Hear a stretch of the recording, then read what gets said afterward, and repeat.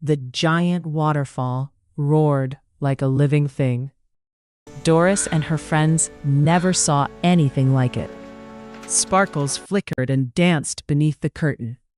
They are not reflections. Look closer, Tori. A glowing arch appeared behind the crashing water. Tori felt a strange and intense pull deep in her chest.